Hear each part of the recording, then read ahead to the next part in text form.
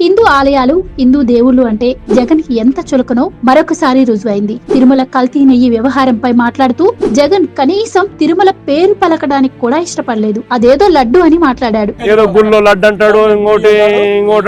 జగనే కాదు, వాళ్ళ నాన్న వైఎస్ రాజశేఖర రెడ్డి కూడా తిరుమలను అవహేళన చేశారు, అపవిత్రం చేశారు, దోచుకున్నారు. ముందు రాజశేఖర రెడ్డి విషయానికి వస్తే ఆయన హయాంలో తిరుమలలో జరిగిన 5 భయంకరమైన తప్పులను ఇప్పుడు చూద్దాం. 1. భూమన కరుణాకర్ రెడ్డి నాస్తికుడు అని తెలుసు, తన కుటుంబ సభ్యులు క్రైస్తవులు అని తెలుసు. తెలిసినా కూడా ఆయన్ను టీటీడీ చైర్మన్ గా నియమించారు. భూమనకు తొలిసారి టీటీడీ చైర్మన్ గా ప్రకటించిన రోజు ఉదయం కూడా ఆయన ఇంటిలో జీసస్ చిత్రాలను చూశామని తిరుపతి జర్నలిస్టులు చెబుతున్నారు. ఇది రాజశేఖర్ రెడ్డి చేసిన మొదటి తప్పు. ఇక 2వది, భూమన కరుణాకర్ రెడ్డే కాదు, ఆయన అన్న భూమన సుబ్రహ్మణ్యం రెడ్డికి టీటీడీ ఉద్యోగులకు శిక్షణ ఇచ్చే శ్వేత సంస్థ డైరెక్టర్ గా నియమించారు. భూమన సుబ్రహ్మణ్యం రెడ్డి పరమ నాస్తికుడు, వామపక్ష ఉద్యమాల్లో క్రియాశీలకంగా పనిచేసిన వ్యక్తి. అలాంటి వ్యక్తిని టీటీడీ ఉద్యోగులకు ఏం శిక్షణ ఇచ్చి ఉంటాడో అర్థం చేసుకోవచ్చు.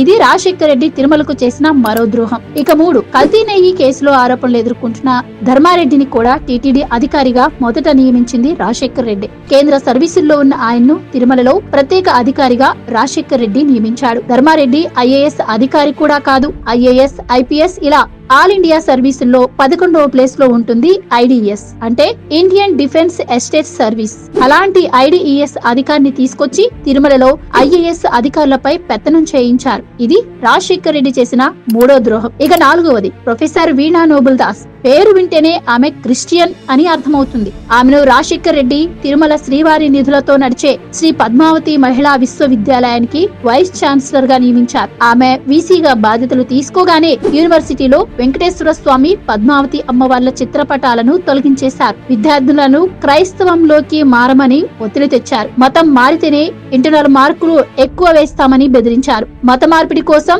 ఈమె పెట్టిన టార్చర్ తట్టుకోలేక ఒక విద్యార్థిని ఆత్మహత్యాయత్నం కూడా చేసింది. అంటే హిందూ విద్యార్థులను ఎంత టార్చర్ పెట్టిందో అర్థం చేసుకోవచ్చు.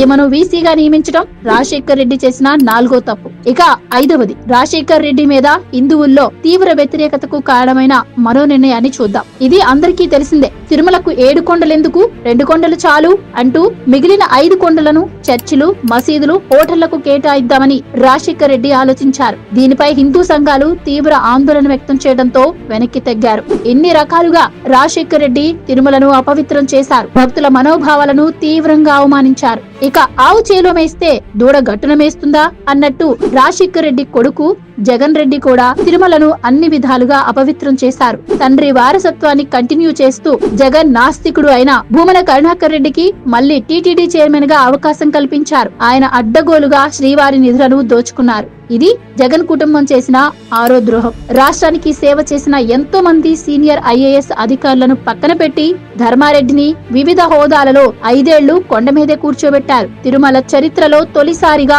నాన్ ఐఏఎస్ అధికారిని ఈఓగా నియమించి రాష్ట్రంలో ఉన్న సీనియర్ ఐఏఎస్ లను అవమానించారు. ఇంటిలో గుడిసెట్టు వేయించి పూజలు చేసినట్లు నటించి నేను తిరుమల వెళ్లడం కాదు, వెంకటేశ్వర స్వామే నా ఇంటికి వస్తాడు అనే బలుపుని ప్రదర్శించాడు. ఆఖరికి తిరుమల లడ్డూల కోసం కల్తీ నెయ్యి ద్వారా కోట్లు దోచుకున్నాడు. ప్రసాదాలకు కల్తీ నెయ్యి వాడడం జగన్ చేసిన 7వ ద్రోహం. ఇవి 7 కొండల వాడికి జగన్ కుటుంబం చేసిన 7 ద్రోహాలు. హిందూ ధర్మానికి, తిరుమల వెంకటేశ్వర స్వామికి ఇంత అవమానం, ఇంత అపచారం చేసిన జగన్ మరొక్కసారి ముఖ్యమంత్రి అయి ఉంటే తిరుమలపై వెంకటేశ్వర స్వామి విగ్రహాన్నే మాయం చేసేవాడు. జగన్ లాంటి వాడి నుండి తిరుమల వెంకన్నను ఆయన భక్తులే కాపాడుకోవాలి. Please subscribe to Leo news for more videos.